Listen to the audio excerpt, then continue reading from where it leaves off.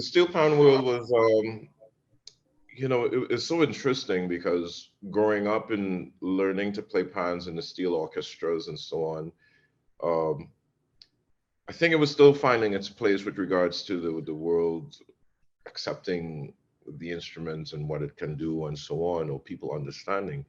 And but there was one main guy for me.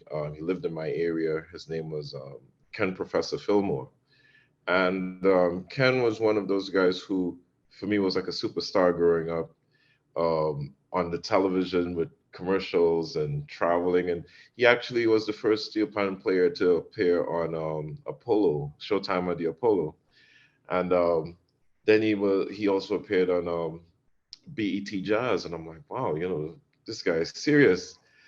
And I always wanted to play with him, but never had the opportunity to play with him until like I was like 17 years old. I was already knee deep into the whole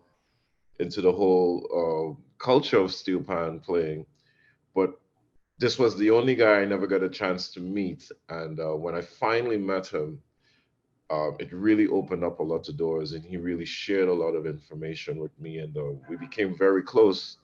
Um, for to the point that we worked for years and years, and he was into jazz so much that he always talked about improvisation, but not from a theoretical point of view, but more from a natural and personal point of view. So music wasn't to the form of like learning theory and all that for me. It was more of what are we hearing? Can we understand? Can we tell a good story?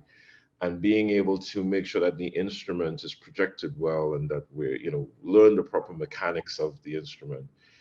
So he was extremely, extremely instrumental in my development as a player, um, and even wanting to be a professional at this craft, professional steel pan player, but more a jazz musician at the end of the day.